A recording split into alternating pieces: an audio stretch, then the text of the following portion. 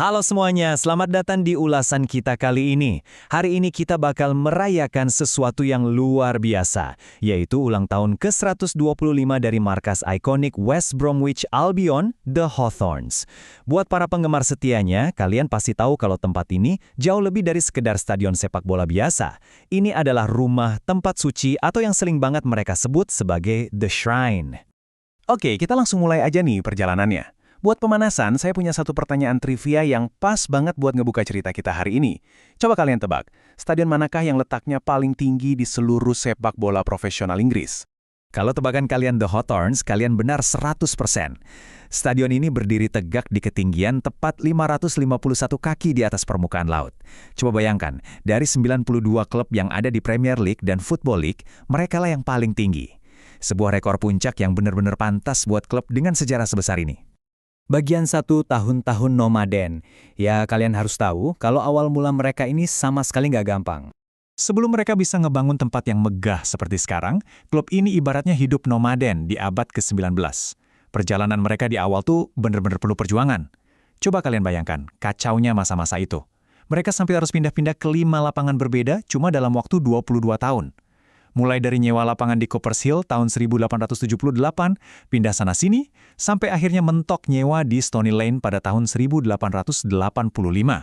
Masuk ke bagian 2, menemukan The Hawthorns. Ini dia titik balik yang benar-benar mengubah nasib mereka. Jadi begini situasinya di sekitar tahun 1899. Klub ini lagi ngalamin yang namanya krisis eksistensial. Duit udah mulai seret, masa sewa yang cuma sumur jagung di Stony Lane juga mau habis. Ditambah lagi, kondisi lapangannya udah lapuk parah dan gak ada ruang lagi buat nambah kapasitas. Terus, boom, mereka nemu jalan keluar. Mereka berhasil dapatin sebidang tanah luas 10 hektar di kawasan Halfords Lane. Akses jalannya lebar dan kalian tahu berapa harga sewanya? Cuma 70 pound sterling setahun. Wah, ini sih ibarat dikasih karpet merah buat ekspansi gila-gilaan. Nah, ini bagian favorit saya. Kalian tahu nggak dari mana nama The Hawthorns itu berasal? Ternyata, lahan baru yang luas tadi itu wujud aslinya cuma padang rumput liar yang ketutup penuh sama semak-semak pohon hawthorn. Mereka benar-benar harus turun tangan. Babat abis semua semak-semak itu biar bisa mulai ngebangun stadion. Keren kan? Proses babat alas yang benar-benar harfiah ini akhirnya diabadikan jadi nama legendaris stadion itu sendiri. Lanjut ke bagian 3, membangun benteng batu bata. Selama 100 tahun ke depan, padang rumputnya udah dibersihkan tadi perlahan disulap jadi benteng batu bata tradisional raksasa. Kalau kita intip angka pertumbuhannya, ini luar biasa banget. Pas baru buka di tahun 1900, mereka bisa narik sekitar 20.000 penonton. Terus, puncaknya pecah di tahun 1937 waktu lawan Arsenal, ada hampir 65.000 orang yang empot-empotan dan bersorak di dalam sana. Gila ya, tapi ya karena standar keamanan zaman sekarang mengharuskan semua penonton duduk di kursinya, kapasitasnya kini dibikin lebih nyaman di angka sekitar 26.000 kursi. Selain soal kapasitas, desain arsitektur stadion ini juga sempat nyentrik loh di masa lalu. Coba lihat yang satu ini.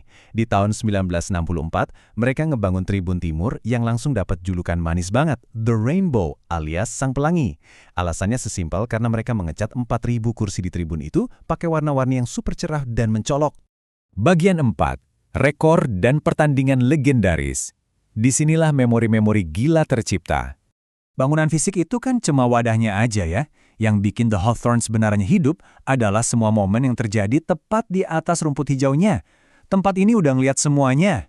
Mulai dari ngeliat tim pertama yang tembus 60 poin di 1920, gelar ganda luar biasa di tahun 1931, sampai kejadian unik pas mereka ngundang tim tentara Rusia cuma buat ngeresmiin lampu sorot di 1957.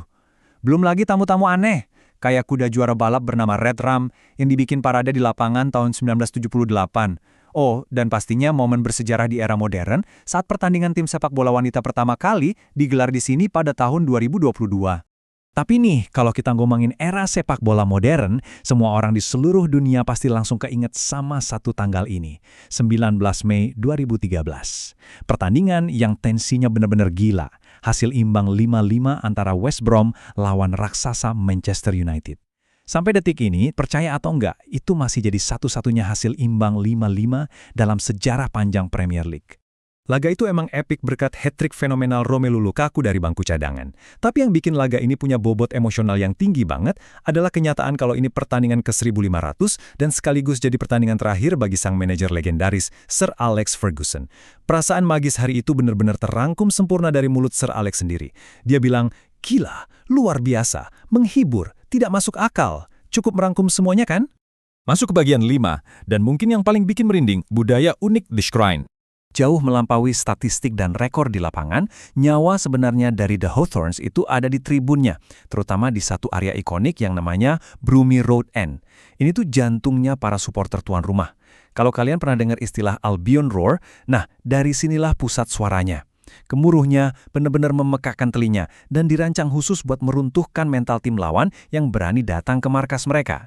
Terus kenapa sih sampai dijuluki The Shrine atau tempat suci? Sebenarnya ini bukan kiasan lebay loh. The Hawthorns ini benaran punya salah satu taman peringatan atau memorial garden paling besar di dunia sepak bola. Ini adalah area khusus di mana abu kremasi dari ratusan fans setia disebarkan. Bayangin aja, secara harfiah fasilitas ini mengikat jiwa dari berbagai generasi untuk terus bersatu sama klub yang mereka cintai selamanya. Bikin haru banget ya. Dan kesetiaan tanpa batas dari para pendukung tadi itu nyatanya juga menular ke para pahlawan di lapangan. Cinta sedalam itu tergambar sempurna dari kata-kata Tony Bomber Brown, pemegang rekor penampilan terbanyak di klub. Dia pernah bilang begini, "Saat pertama kali saya melangkah ke dalam The Hawthorns, saya merasa saya telah pulang. Sekarang, sebagai bentuk penghormatan, patung perunggunya berdiri megah di luar stadion untuk menyambut siapa saja yang datang." Berawal dari sekedar pelarian darurat ninggalin Stonyland, lahan penuh semak belukar ini sekarang udah genap 125 tahun berdiri sebagai sebuah tempat suci bagi dunia sepak bola. Jadi, sambil kita merayakan momen bersejarah Benteng Batu Bata ini, saya mau nanya ke kalian, di abad berikutnya, dengan segala memori luar biasa yang udah terukir, momen-momen magis dan legendaris apa lagi ya yang bakal lahir di stadion tertinggi di tanah Inggris ini? Sampai jumpa di ulasan berikutnya, dan terima kasih banget udah ngikutin perjalanan kita hari ini.